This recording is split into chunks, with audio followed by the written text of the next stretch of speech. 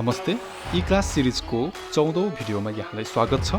यस भिडियोमा हामी प्रोजेक्टलाई फाइनलाइज गर्न र एक्सपोर्ट गर्न सिक्छौं। म यसलाई हटाउँछु र यहाँ ट्र्याक सेलेक्ट फरवर्ड भन्ने टुल छ। यसलाई एक्टिभेट गरौँ र यहाँ सबभन्दा अघिल्लो फाइलमा क्लिक गरौँ। सबै फाइलहरू सेलेक्ट भएको छ अथवा यो टुलले यहाँ क्लिक गरौँ।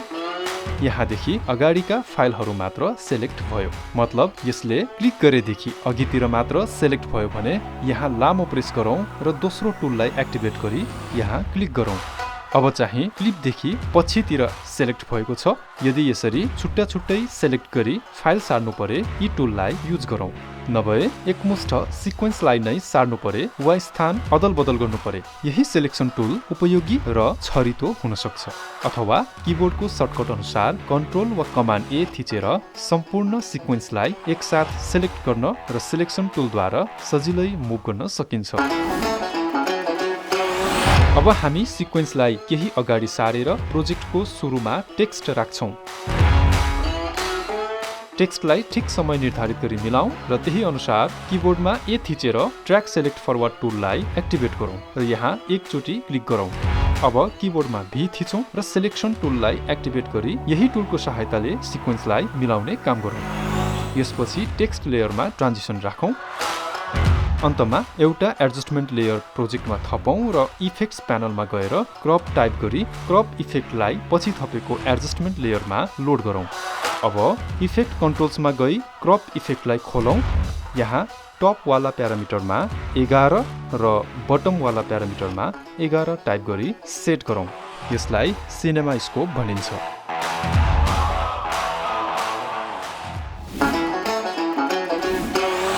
एक्सपोर्ट मतलब तयार भएको सिक्वेन्सलाई एकै ढिक्काको मिडिया फाइलमा कन्भर्ट गर्ने अर्थात् बदल्ने। जस्तै अब हामी हाम्रो यो फाइनल सिक्वेन्सलाई एक्सपोर्ट गर्छौं।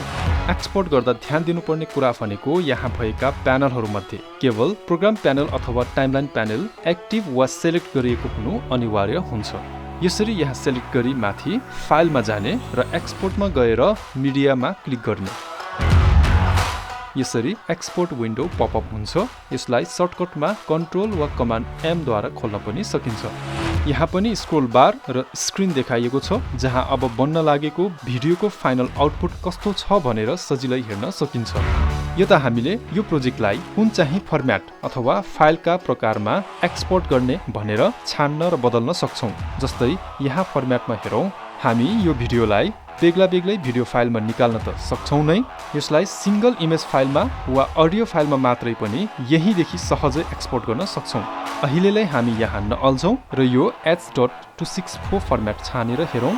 प्रिसेटमा म्याच सोर्स जो हाई बिटरेट लेखिएको छ यो छ वा छैन। मेरो यहाँ छ, तर यदि नभए सेलेक्ट गरौँ।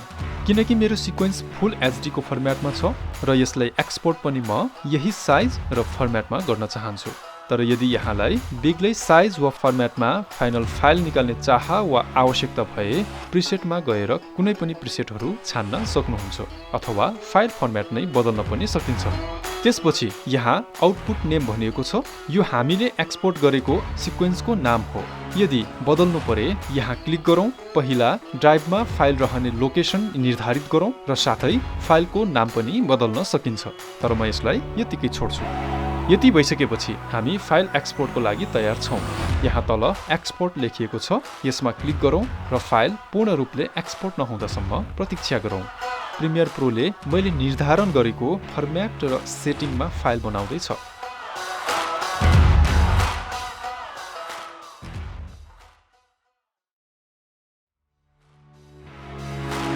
एक्सपोर्ट भइसकेपछि भिडियोलाई प्ले गरेर हेर्नुहोला। हामीले यो भिडियोसम्म आइपुग्दा एउटा सामान्य भिडियोलाई प्रिमियर प्रोमा ल्याउन, काट जोड गर्न, इफेक्ट वा ट्रान्जिसन राख्न, सामान्य एनिमेसन गर्न, सामान्य अडियो मिक्सिङ गर्न, कलर करेक्सन गर्न जस्ता थुप्रै महत्त्वपूर्ण कुराहरू सिक्यौं र एडिट गरेको भिडियो प्रोजेक्टलाई एक्सपोर्ट गर्न पनि सिक्यौं। तर अझै पनि केही ससाना लाग्ने विशेष कुराहरू पनि छन् जो बेसिक क्लासमा नजानी हुँदैन। ती कुराहरूलाई हामी यसपछिको भिडियोमा सिक्छौं। सदाझै आज पनि प्रोजेक्टलाई सेभ गर्न नभुल्नुहोला।